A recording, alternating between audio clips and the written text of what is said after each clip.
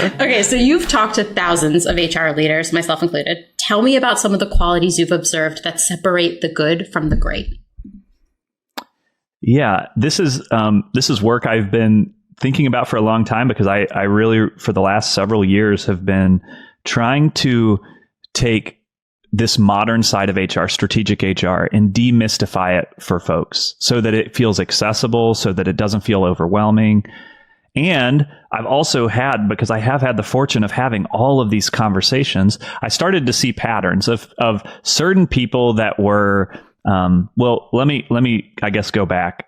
Almost everyone who gets into HR has aspirations of like helping transform the workforce, of doing something genuinely meaningful, of helping employees do the work of their lives, of challenging executives, of building these amazing aspirational cultures, getting some bold initiative approved. And there are a handful of them. I talk to them all the time on the podcast, just like you. And they're not getting blocked in the same way. And so I started to see patterns that emerged of those kind of top leaders and what they were doing. And I wanted to kind of demystify it, make it really simple. How could everyone else kind of learn from those leaders and then not get blocked as much? Start to do that work of your dreams. And so here they are. Yeah. Number one trait of the top 5% of HR leaders is that they speak the language of the business. Number two is they use metrics and data to back up their bold initiatives. Number three is they show courage when pitching their ideas, and they fight for a yes, or they have absolute context on why it's a no. Number four is they activate their strategies through their managers. And number five is they gain buy-in across the entire company through great internal communication. So those are my five. Any blink reactions? I, first of all, agree with all of them. And my personal favorite, and the one that resonates the most with me, is the show courage. Because I encounter a lot of HR leaders who tell me like, oh, harmony is one of my top strengths and I don't like conflict. And I always want to say, I don't think you should work in HR. Like there's a lot of conflict in this role, because you have to have the courage to tell people like yes or no, and then fight for what you think is right. And so I love that one personally. It's the one that resonated the most with me. Yeah. Well, let's spend a little time there. And I think that one for me, so where this was born out of, especially, before I got into HR, I used to sell to HR, and I would see this story just on repeat where an HR leader would see a solution that would be meaningful to them and help transform the organization. They'd get really excited about it. They themselves were totally on board. They maybe even could get their whole HR team on board.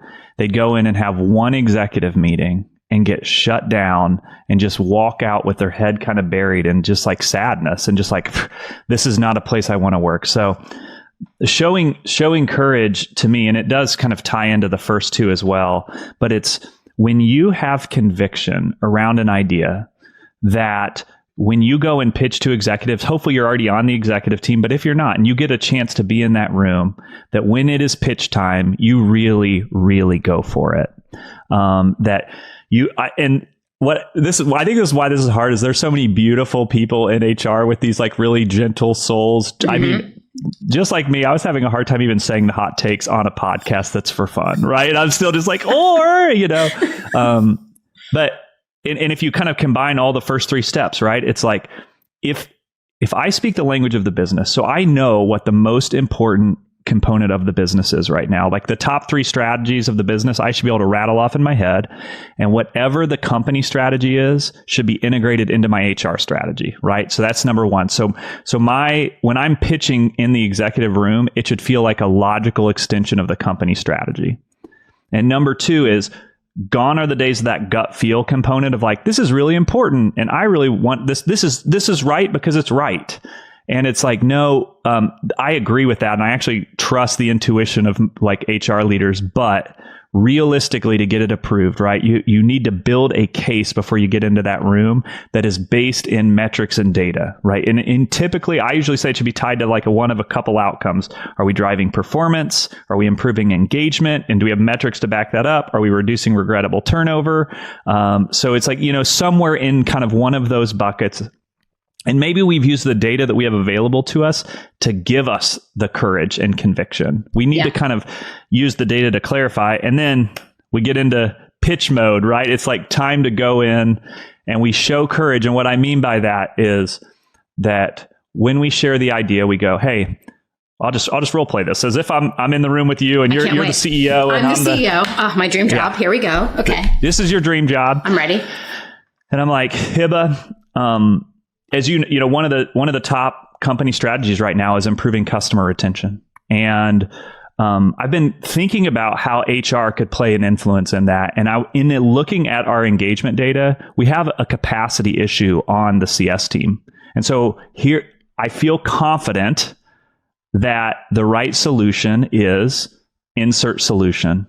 Insert solution here. And then here's a good way to wrap this too. I've also discussed this with the VP of CS and the CFO, we're all generally aligned that this is the right direction.